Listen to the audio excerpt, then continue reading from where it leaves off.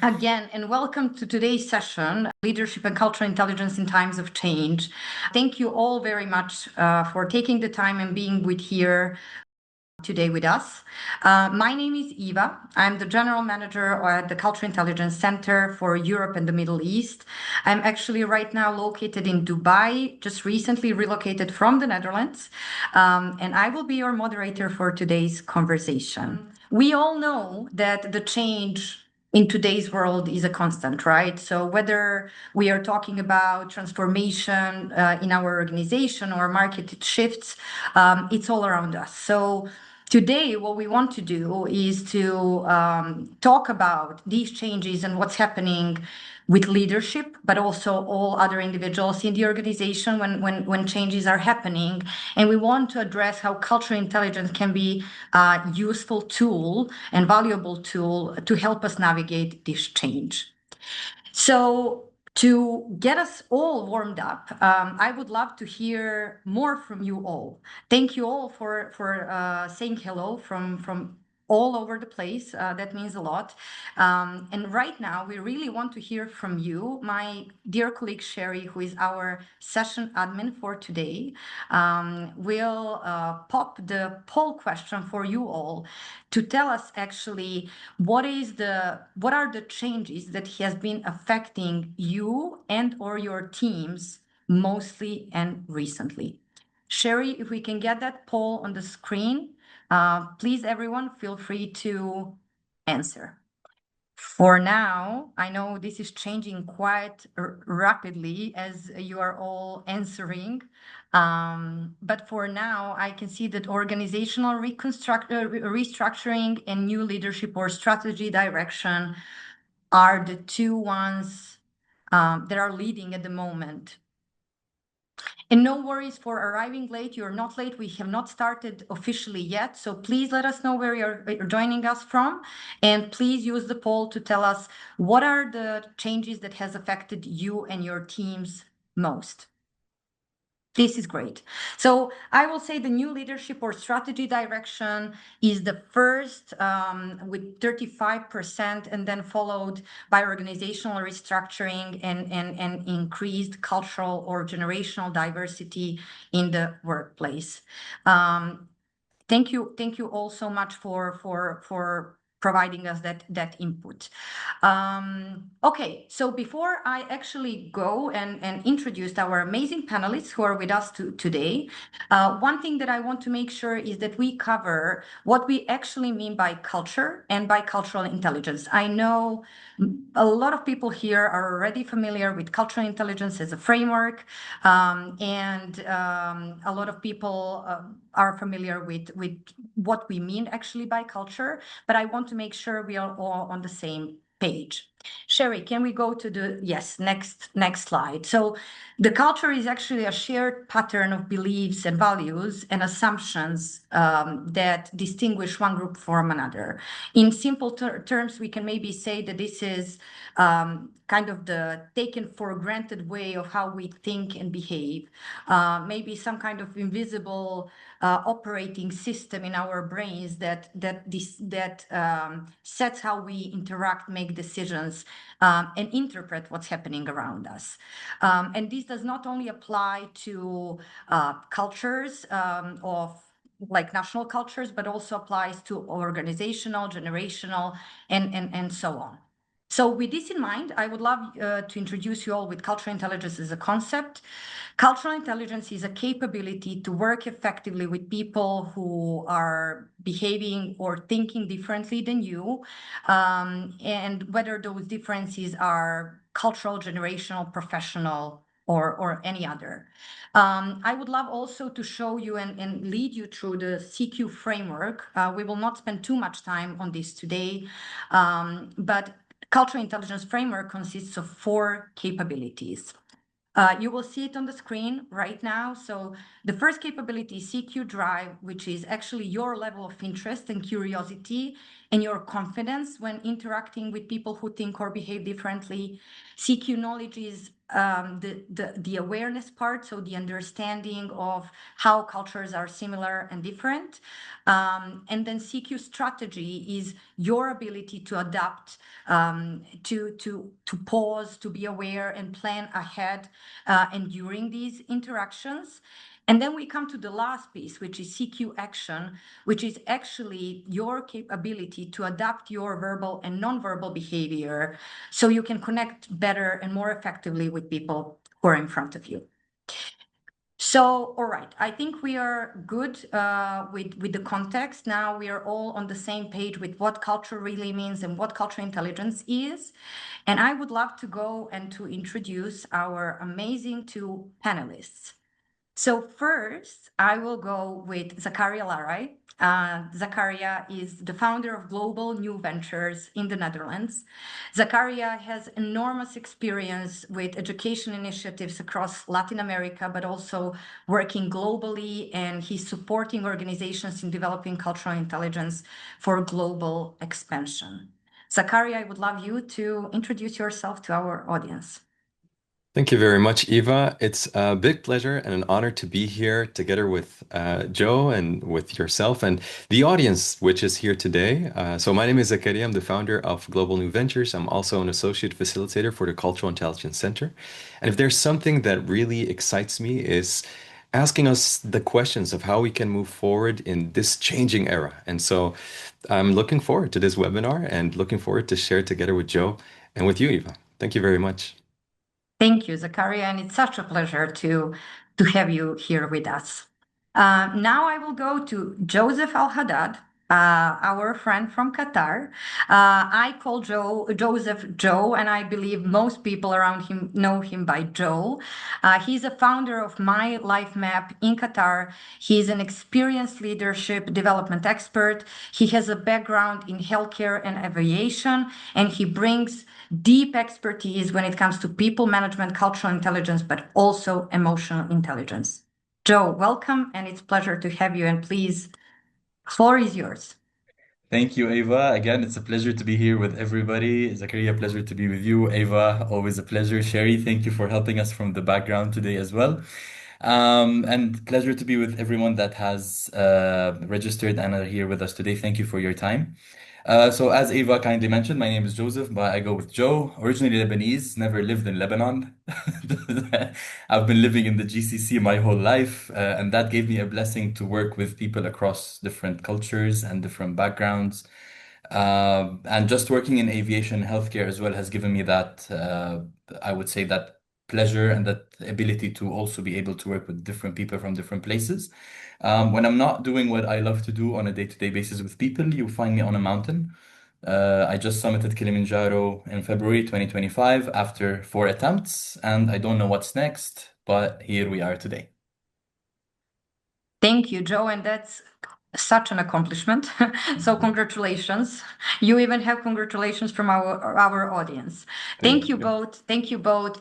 And yeah, we are all excited to be here. And now is the time. I'm sure our audience cannot wait us to really deep dive into the topic and start this discussion. So let's start with kind of the first topic for today, which is leadership in times of change. I will first go to Zakaria. And Zakaria, we know that challenges are present in times of change. What I would love to know, and you to tell us from your experience with leaders and entrepreneurs across different markets, what kind of challenges do you see most often when organizations are going through the change? No, that's a great question. Thank you, Eva. One of the most important things that I experience working with entrepreneurs and leaders is twofold. So, on two dimensions or two levels, I see a lot of leaders encountering and seeing change. And specifically, it's the attitude or the orientation in leadership behavior and style that then determines how they interact with this change. And so, on a first layer, I think a lot of the conversations that we have is okay, so how can we navigate the digitization and the shifting geopolitical nature of our world in the marketplace. But at the same time, also, how can that part also come over as a change initiative within the organization? So I think the challenge really is not only on an individual basis, but what I see and perceive is that it also is translating over to how the organization responds as a whole. Now, if we are looking at change and we are looking at these two different challenges, we can look at change through two different scopes. We can look at it as the pace of change that an organization is going through. And at the same time, we also have the nature or the context of change. So you can imagine that if it's a multinational enterprise going through global restructuring, the nature of change is different compared to a scale up, which is going through a scale up process. But essentially, these two other factors, which is how the leader responds individually and how that translates over to the organization, these are the two challenges, which are the challenges that I perceive by entrepreneurs and leaders. That's great, Zakaria. That's great. And I can say from our perspective as Cultural Intelligence Center, I completely agree with you. Yeah, I completely agree with you. Joe, do you have anything to add to this question? Any kind of thoughts from your side, what you are perceiving when working with organizations and leaders in times of change? I think one of the most challenging things, which I think is easy to resolve, but it takes a bit of time and patience, is to basically sound out what's going to happen, why it's happening, and then maybe even having a bigger conversation about how can we do this in a way that less affects, or maybe where we all get hurt together rather than a specific group takes the bigger hit for the rest. Because again, the question goes back to what culture are we actually building within, you know? So for me, when change is always happening, it's always about the speed and the timeline. And that's what makes us miss most of the time what residues this leaves behind when things are supposed to stabilize versus thinking of, okay, if we maybe have a conversation about what's going to happen, maybe if we just give ourselves a bit of more time, maybe that will create less residue. Maybe it will create more harmony in how and why things are going to change in the future. Because sometimes it's not that people are bad. It's just sometimes, as Zakaria said, there are those changes happening, right? Um, but it's in the how. I always say this. It's not necessarily what's going to change, but it's how the change is communicated that basically creates the effect on the long run. So to your point, which is I think a great point, is we really need to focus on better communication and planning ahead of any kind of change, right? 100%. Which is a great takeaway and completely kind of matches the cultural intelligence framework itself, right? Yeah. Thank you both for your insights. So Joe, Yeah. when we are on this topic, we usually speak about kind of self-awareness and our adaptability to be foundational factors for leadership. Can you maybe speak to how that connects with cultural intelligence from your experience? I like stories, so if you don't mind, I'll actually share a story with you. Please do. Please do. I love So, stories. almost 4 years ago, one of the CEOs of one of the companies here in Qatar, he reached out to me, and it was from an Instagram post, and he called me, and then he's like, "Hey, listen, I'd love to have a chat with you. My team needs help." And I was like, great, let's Mhm. have a coffee. And then we went out for a coffee. And literally 40 minutes into the conversation, the guy looks at me, he's like, listen, I don't think my team needs help. Forget about the team. I need help. And then the conversation fully shifted from me having to now have a conversation with him about his team to having a conversation with him. Because one of the questions I asked him was, if you would define the culture at your workplace, how would you define it? Mhm. And at that moment, he literally paused for a minute. So, as we saw in your introduction, it is how we basically do things around here. So he looks at me, he's like, what do you mean? He's like, we're like a multinational team. I'm like, yeah, that's your team, but how do you do things in that place? Is there a definition? And then he was like, no. And Mm. it really took a while for us to start to work from there because it took us almost 5 months of working with him. He had to go through the cultural intelligence assessment to understand how he does things or how he prefers to do things versus what is he showing up as in the workplace. And he had to go through an emotional intelligence assessment. So he basically had to go through that journey. And then he was like, now it's time for you to work on my executives because this is how we need to create that culture. So you cannot start to say that you have a definition of what the culture within your workplace looks like as a leader if you yourself are unable to define what does it look like for you. Mm, I hope I have definitely. answered the question. Absolutely, you did, and absolutely you did, and I mean, I love how your story shows the readiness of that leader Mhm. to and awareness that he needs to start from himself before going to the team and looking what is not working and what are the challenges. And 100%. I would say when you have people like that in front of you, is it's very easy to work with them, right? And it's incredible to see that these kind of leaders are there. Zakaria, I'm sure you also witnessed similar stories like the one Joe mentioned. So I'm just curious if you have any thoughts. Yeah, no, absolutely. So, a story I would like to share is about my work together with scale-ups that are expanding from Europe and from Latin America into the Mm, United States.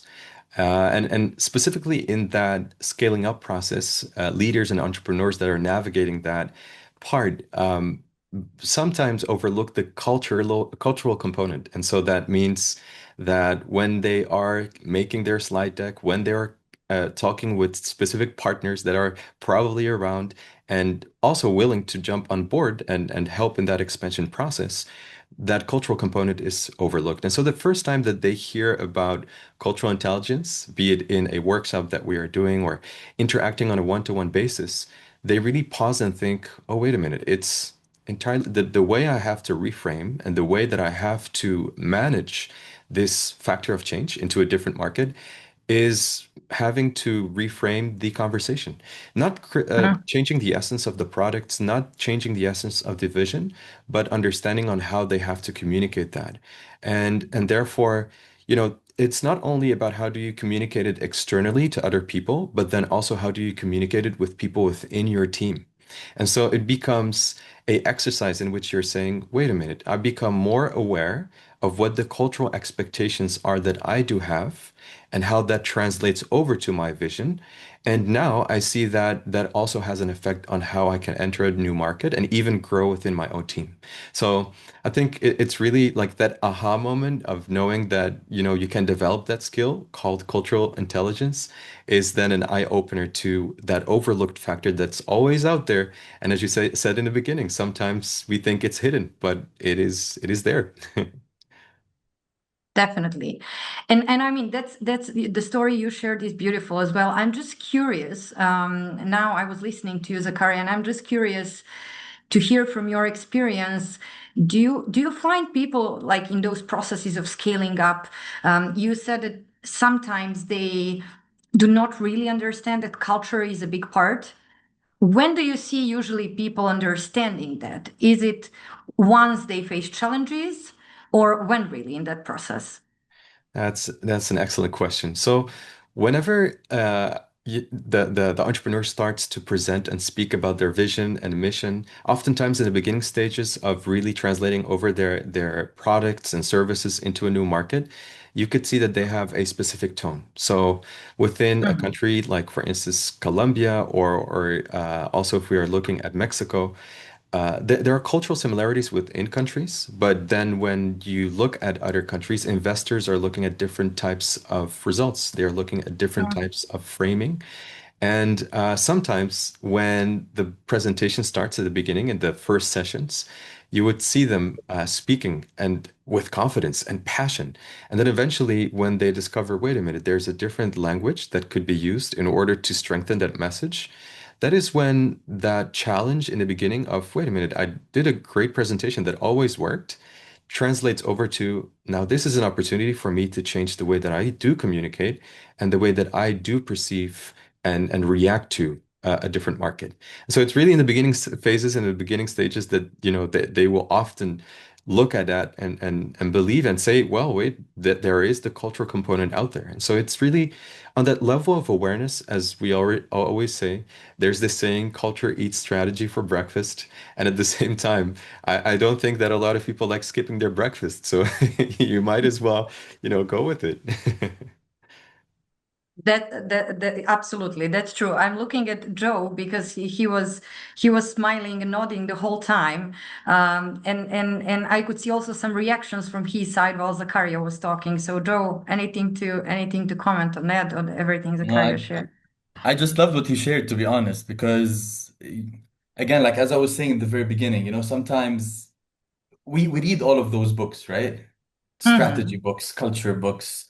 We watch all of those podcasts, and we're filled with all of that energy. And then when the serious works come to play, we always like we call it the emotional hijacking moments, right? When your emotions are at their intense, that's when it matters. It's when everything is good, everybody's fine.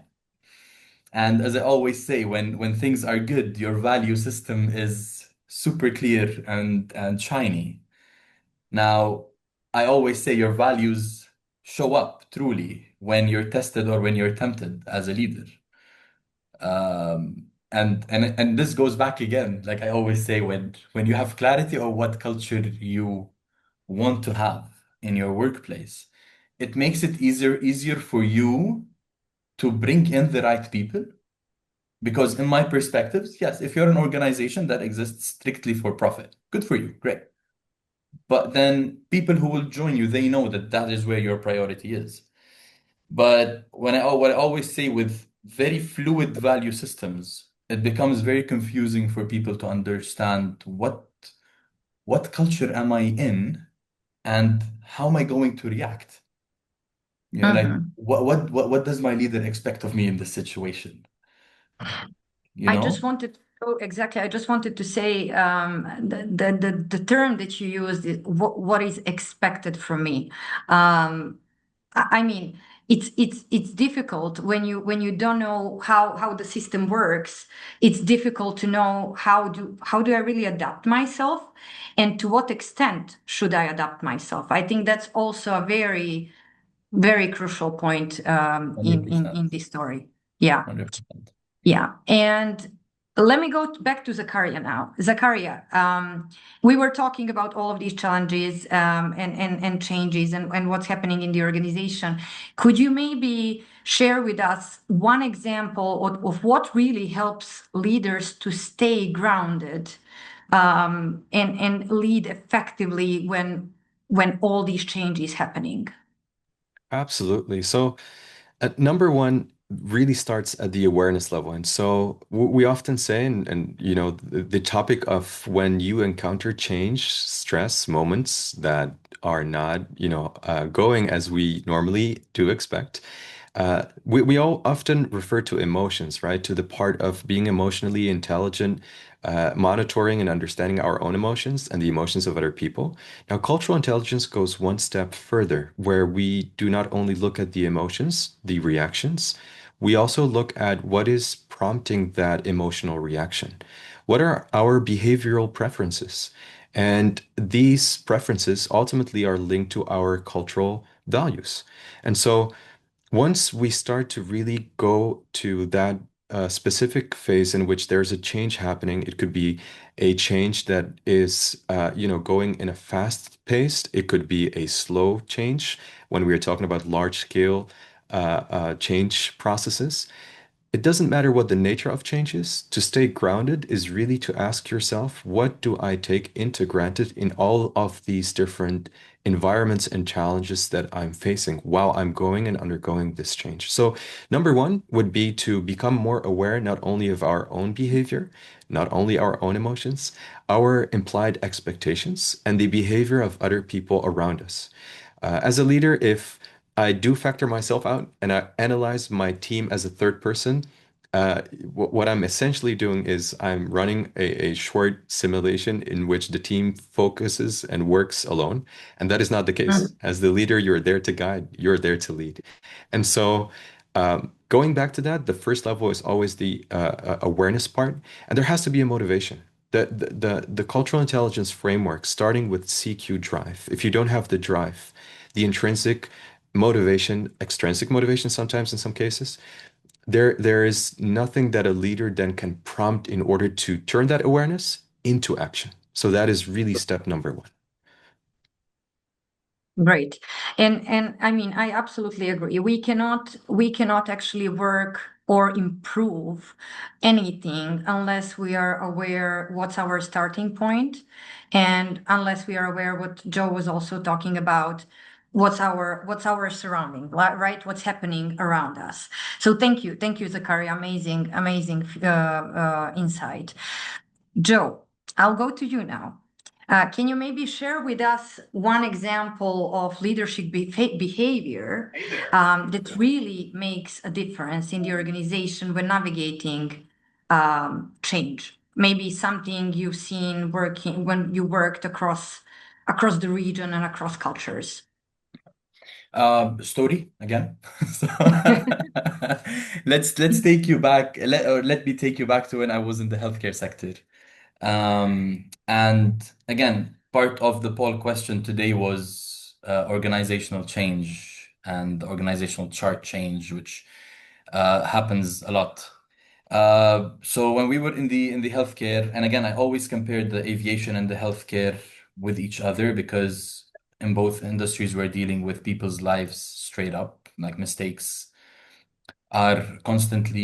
processes are put in place to constantly avoid any mistakes because any mistake is fatal. And I remember one of the head nurses had come over to me and my team, and she was like, I want to find a way to let go of my whole nursing team because they're just incompetent. That was the word she used. Now she says incompetent because she's not able to work with them. She says incompetent, and in my head is patients, lives. The previous manager hadn't raised any issues.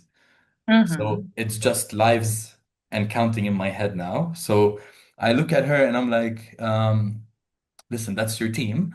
We'll help you out in whatever way we can, but can we have a chat with the team first?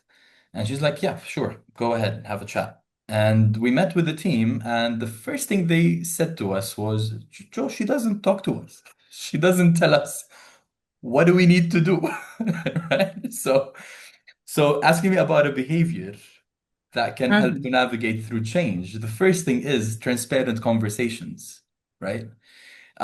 This leader comes again, one of my favorite behavioral values or behavioral patterns that we use in cultural intelligence is power distance. So that leader basically comes from a very low power distant culture, just so that our audience as well understands. So power distance is let us say it in this way, the distance between the person leading and the team. The higher the power distance or the more the distance, the more the team feels they can't question, challenge, raise concerns. The lower the power distance, the more the team feels comfortable to challenge and to come up with ideas. Now, she came from a super low power distant culture. The team were used to an extremely high power distant culture. And they basically come from a culture where the doctor is the boss. If we know that the doctor is doing something wrong, we're not going to question it because he's the doctor. And the nurse manager was like, no, you should raise concerns, you should question, don't wait for something wrong to happen and then come and report it to me. It's too late. And when we put them in a room and we basically ran a cultural intelligence assessment for the whole team, you could see that the leader was on one spectrum and the team was on the opposite spectrum. That was the moment where suddenly the leader was like, oh my God, like, what do I do now? Like, it's not that they're incompetent. This is actually an issue where my expectations, how I communicate, and versus their expectations and how they communicate. So we basically just started to run coaching sessions for her because as a leader, she needs to learn how to be more adaptable within the team and to bring the team into a safe space to understand that the culture I function with as a leader is not a high power distant culture, but it's more of a low power distant culture. And again, as we always say, there's no right and wrong.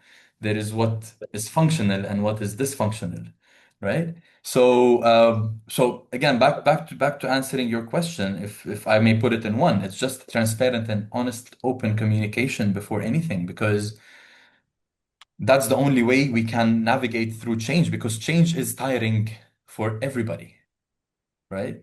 For the person leading it and for the person that is getting affected by it. It's a tiring process. It's amazing. Some people enjoy it. Uh, but again, at the core of it, change is not always fun, because there is always unknown and there's always the surprises, right? So one thing that will push through is those transparent heart-to-heart conversations, if I may say. Yeah.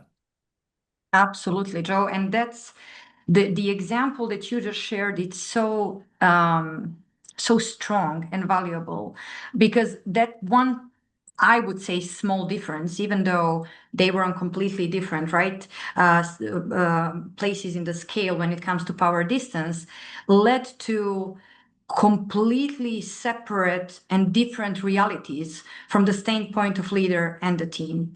And I do agree with you that honest and transparent communication is the key.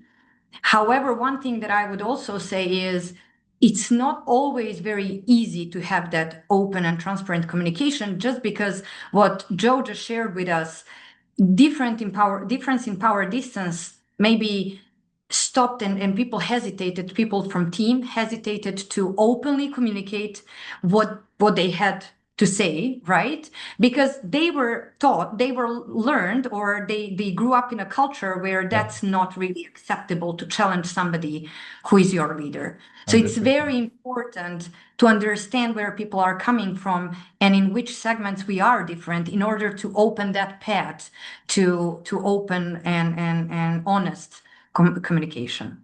Absolutely. If I just may just build on that, Eva, before Yes. you move, and that's why we always say, like, the creation of those safe spaces in the workplace is crucial. Like, that Mhm. leader could have just taken the decision to let go of the team on the basis that they're incompetent, but she chose to come and have a chat with us and gave us the space to go and have a chat with them. And we were lucky; we sort of created this relationship with everyone in the organization. We were like that one little beautiful box of secrets that people would come and share with. So we were able to mediate. So that's why, like I always say, like, creating those trustworthy spaces where sometimes leaders will find it hard to speak. Sometimes teams will find it hard to speak. But where do we go to? Who to mediate? That's why organizations, if they're willing to create that culture of openness, they need to create that space where people are able to come and have those conversations in a safe environment. Absolutely. Absolutely. Thank you very much, Joe. So I know that 60 minutes today will absolutely not be enough to cover everything we want to share, right, guys? But I need to move forward in order to keep us on track and to allow our audience who is writing in the chat right now to hear some answers from us on their questions. One thing before we move to the kind of next section of this whole conversation, I would love to pause and to say that we got a lot of questions in advance from the registrants once they register for this webinar. And I just feel now is the time to address at least one of these questions.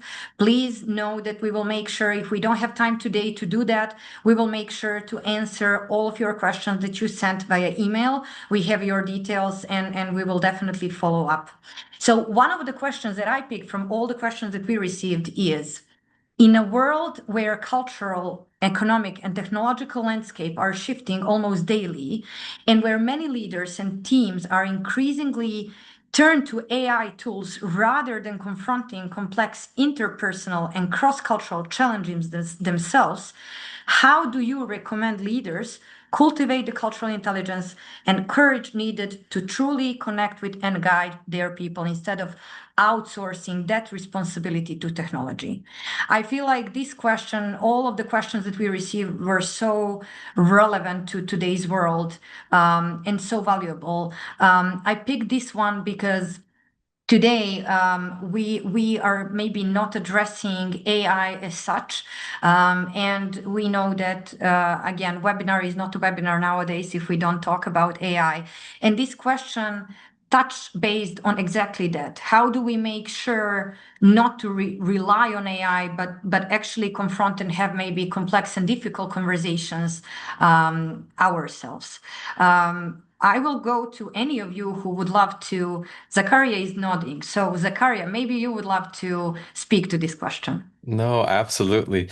Yeah, it's a very important question that a lot of people are asking themselves because if we start integrating technology and focusing on AI facilitating communication and even be a knowledge source where people are going to, you're ultimately changing behavior within an organization. And so a lot of leaders, like if we are saying that the culture and the human aspect is not that important once technology can simulate human behavior, then there are a couple of issues with that. And I would like to address one issue which got published earlier this year by the Mhm. European Commission regarding the impact of human oversight in AI systems. And it was really interesting because they did this large scale study in which they had an HR-based system with AI integrated, where they had two groups. They had one group in which somebody would have AI input and they would analyze it, and then they would decide whether someone would be able to move into the second stage in the recruitment process based on AI input. And the other part in which that oversight was not included at all. The issue was, and within this experiment, is that the AI system had bias, and the people that were conducting the study were aware that that bias was embedded within the system. Now, we already know, and with all the research that we are seeing, with asymmetric data, you cannot expect a symmetrical result. You cannot feed a system information that is incomplete and expect a complete result. So, people that were engaged in this study from an HR perspective were following the advice of AI without questioning it, and eventually that bias got perpetrated into the entire recruitment process. So the human responsibility in being engaged, even at that level, oversight was not enough. There's even another step which has to be thought about aside for critical thinking, and that is that cultural component. Now, I'm sure within this study and multiple other studies that are being done actively in this space, it is not only about, looking at these processes and supposing that AI will solve every issue. And so eventually, this is one very specific example. But then again, what are the types of organizational cultures that we are instilling and making? If you have a team that collaborates and interacts with each other, and now you have an AI system that is the core repository for every question that you have, amazing. You solve a lot of issues, probably have a lot of questions asked. But what is happening within that social interaction as well? Learning is a social activity, it's a social process, and we can automate a lot of processes. But if you try to automate that human essence, that cultural aspect of who we are, then we eliminate organizational learning altogether. And so it's not only from a recruitment process, not even only from a technology perspective, from that leadership perspective, you have to take a standpoint where you are determining and understanding that whatever technology you're implementing, there has to be a organizational culture that supports that as well. And so in short, we can instill new infrastructures, we can instill new technologies. If we do not support the people to drive within that change and with these different platforms, then we are actually instilling the risk factors that make it bound to fail.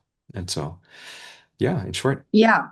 Thank you, Zakaria. That's very insightful. I've been reading comments in the chat. One of the people said that it's an interesting situation as they encountered a few companies who claimed that their recruiting processes were without a bias because they were using AI. And from your story and from everything we know that that's not entirely correct. And I would just love us to have one takeaway, and that is, let's not forget the human factor. It's nice that we have all of these technologies and AIs that can help us and speed up processes, but still we are human, and we should be controlling or checking, not controlling, checking everything that we are doing with technology nowadays. So thank you very much for all of this, very, very helpful, very insightful. We now need to move to the let's say the second part of this conversation, which is more about how we can really apply CQ to make sure that we adapt and we grow as organizations, as leaders, as individuals. And we want to provide some, let's say, more practical tips or advice to our audience today. Joe, I will now go to you. Can you maybe talk to us? So let's say that leader wants to start building their own CQ today. They haven't done it yet. They learned about cultural intelligence and they want to start their journey. Can you maybe share one practical first step you would recommend for the leader? First of all, I think he should come and sit with us. Yeah, okay. So, if I'm going to look at the first step, I think self-reflection is crucial. I always tell leaders to ask themselves, what are the assumptions that they're carrying on a day-to-day basis with them when they're going to work? I was having a talk a couple of days ago, and one of the questions I asked the leaders was while they're driving back home that night is to ask themselves if they had to wake up tomorrow knowing that they're going to go to work to report to themselves in that job. Mm-hmm. How would that make them feel? Right? So Mm-hmm. in the slide as well you shared in the beginning of the session, you spoke about CQ drive and CQ knowledge. And in today's world where everything is diverse and you've just moved to the region and you're going to see how diverse of a world we live in. Mm-hmm. If leaders are not ready to have that inner drive to know what works, what doesn't work, first of all for themselves, and second of all for the people that they're attracting, it's going to be an extremely difficult place to work in. It's going to be an extremely dark place to work in because in addition to the pressure of what we have to do on a day-to-day basis, now the people have to start, and I heard people say this, like, I have to go with this request to my boss when it's the right day. And I'm like, what does the right day look like? They're like either after a weekend or before the weekend. So I got 3 days in a week where I know this guy probably is gonna tell me no. But then I have to wait with any request I have. And I'm like, but that's like so that causes delay, that causes frustration. They're like, yeah, but like if I need this approved, I know those are my two timings, which then also shows us how strong culture can start to build up without us even being aware, right? So as a leader today, if I don't have the drive to understand what assumptions, what behaviors, what values I'm bringing to the workplace, automatically I'm not going to be able to bring that forward to my team. It's just going to be a place where people are going to come in to check in and check out and leave at the Sure. first opportunity, right? So I would say the two first steps, seek your drive, have that intrinsic interest to know more about your people. Like when I have to go through a hiring process, and I learned this from a very good friend of mine who climbed with me, who took me with him to the mountain, Mo. Uh, we basically just go and check out what articles do they write on LinkedIn, right? What are their day-to-day practices? What does it look like? Because you need to know those things because people appreciate you knowing about those. And you also get to know, is this something that will click with the culture I have or not? Like one of the organizations I really love are WD-40. They in their hiring process, they have this big box telling you, please visit our corporate values, and if they don't align with your personal values, please refrain from applying. I'm like, Mm. amazing. Like, you see, like now, oh, great. So I'll visit those guys who tell me one of the things we're going to do the right thing, period. So if I'm someone that doesn't do the right thing when I'm threatened or when things don't look very well, then I know this is not the place for me. So, hey, it starts with the gate. So I would always like start with that. Seek your drive, seek your knowledge, get to know what drives you, what drives your people, and then try to find that alignment within your workplace culture. Great, Joe. And one thing that I'm hearing from everything you shared is, I would say, the word curiosity, which is always so important. And everyone appreciate that. As you said, if you're showing you're willing to learn about them, about the organization, that goes a long way. Zakaria, let's maybe talk about a bit more on organizational level. Can you maybe share with us from your perspective, how can organizations use CQ as a framework that we saw to strengthen that connection and their performance during transitions and the times of change? Yeah, no, thank you, Eva. I think the experience that I have with working with leaders and people that basically are in that space that they have to manage their teams and specifically in these transitions. The first part is really to see, is there a mismatch between what you say is the organizational culture, which has been formalized and which you can find back again in policy documents and in documents that really characterize the aspired culture, and what is the lived experience of your own employees, of your team.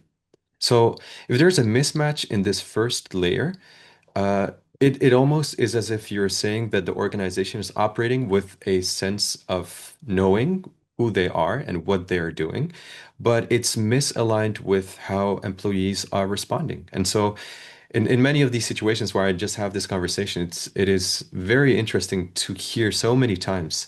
I don't feel that my manager understands where I'm coming from, or I don't understand why my other coworker cannot see this. And it all starts with, if we look at that component of CQ, is really identifying on which layer would you like to focus and bring CQ to the equation. This misalignment and alignment layer is something that is so common, where sometimes it's often overlooked, but it's present out there. And so starting with the assessment, understanding and having your behavioral profiles worked on, you start to map and really understand, where am I with my team and how does that relate to us as a company? And so, speaking about productivity and performance, it is as if all these other metrics and all these other innovations that get introduced, it's a new platform, there's a new technology, there's a new product, there's a new service. It is all related eventually to how the people within the company work together and how they can respond. And so, the first step is really looking at what is the current reality, starting with that awareness level of where are we right now as an organization, and how can we improve that part of performance and connection, understanding the lived experiences of the people that are here. There's no AI system that is going to give you that response. You will have to speak with your employees. You will have to be with them. You will have to reflect also about how your behavior is going to be expressed in the workplace. And so starting from there, building on that awareness, understanding that if we do not know who we are in the lived experience within this company, we are never going to navigate all of the different successes that we would like to have and to further improve in our performance. And so, yeah, I would say that would be a very good starting point. Absolutely, Zakaria, and everything you shared, I would kind of go back to Joe's story and connect it with that leader in healthcare and the team with the difference of power distance, and that shows how the assessment of their behavioral preferences, the team behavioral preferences, and the leader can really be powerful and bridge all these gaps that exist between them. Thank you for that, Zakaria. Joe, I would just love to touch base on what we are usually hearing, and that's change fatigue, which is common term when so many changes are happening, from leadership to it can be even to the softwares that we are using, or reorganizations, but also outside, what's happening outside of organization that affects our life. Changes are everywhere. Maybe can you share how CQ can help teams regain the motivation or the purpose actually when they are completely, let's say, a bit lost and have that change fatigue? 100%.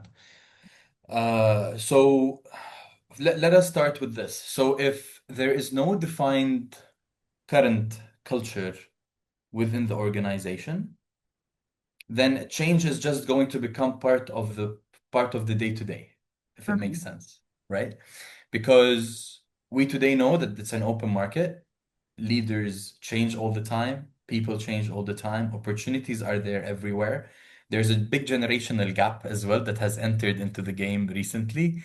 And with that comes a lot of, how can I say, a change in attitude towards what we used to think was a sign of loyalty, which is how much time have you spent within an organization? And that's starting to shift today because the new generations, their motto is, if I'm not comfortable here, I'm just gonna bolt, right? So in today's world, we're navigating a lot of change on all aspects. There is your own internal change, which you also deal with on a day-to-day basis.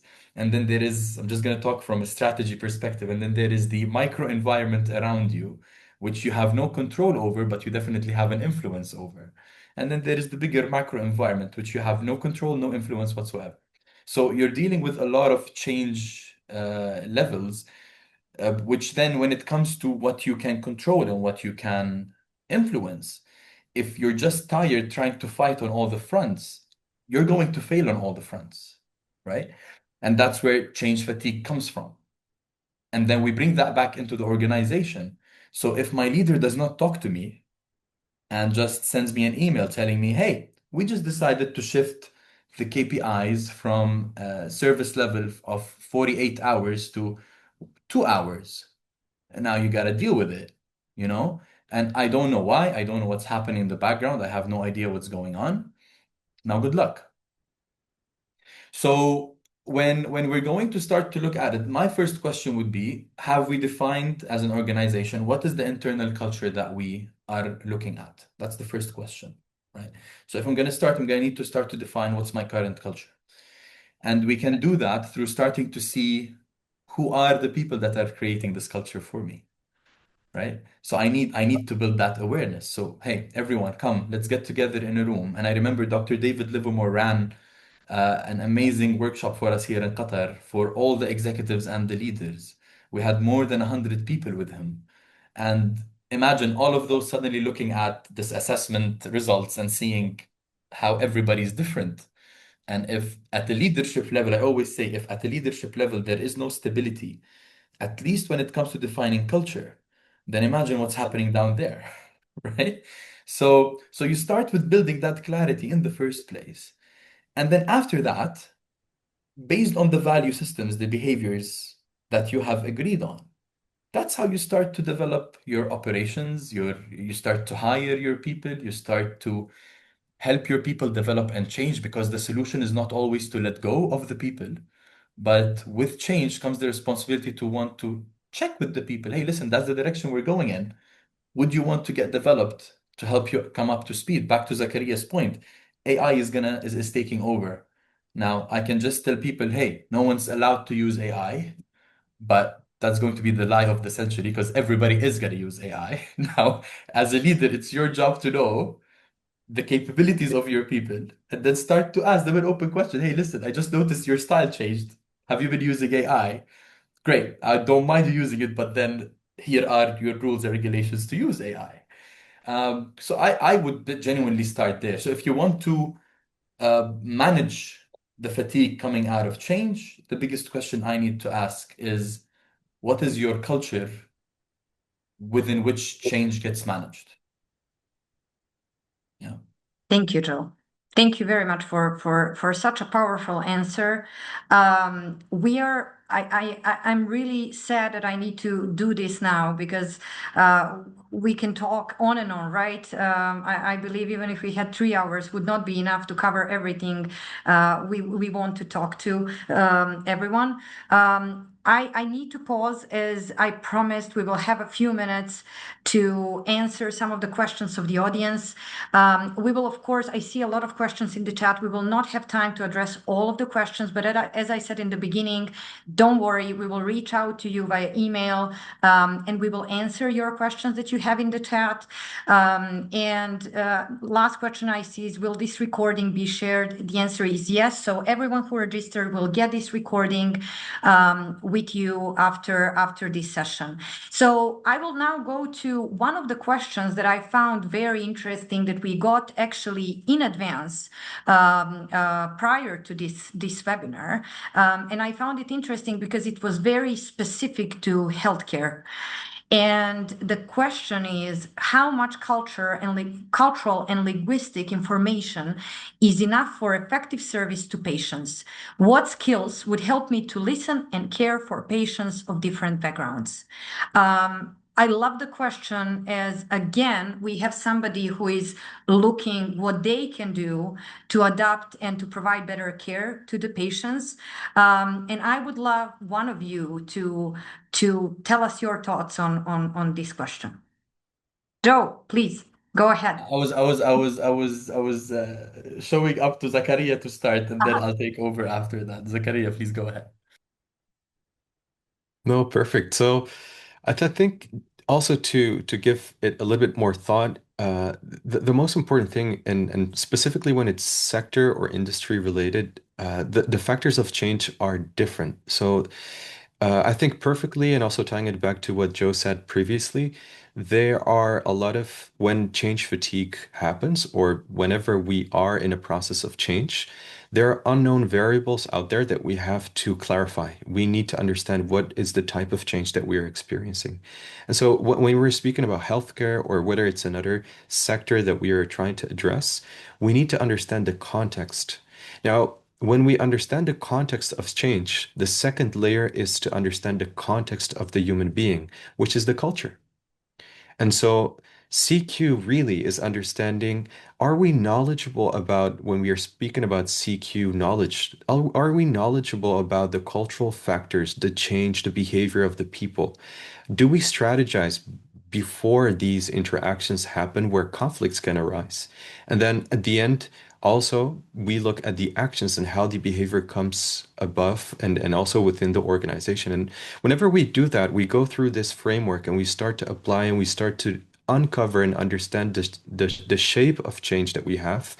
We see it as something that was first really abstract, and then we translate it over to something that really has a more clarifying meaning within how we manage and also how we operate within an organization as individuals. So I would love to, it's just setting the stage for Joe, because I know that, this is a great. Thank you, Zakaria. And I would love to hear from Joe. Joe, we have 1 minute left, I'm and we gonna be also need fast. to wrap up we need to wrap up the session. So please. Thank you, Zakaria, and thank you to whoever sent that question. I'm just going to answer it very shortly. Listen, all the patients that are coming over, there's one thing which I can say is common with everyone. Everybody is coming in scared. There is a huge element of fear that everybody walks into the hospital. I mean, even if when we're going to visit someone, we ourselves are walking in with an element of fear.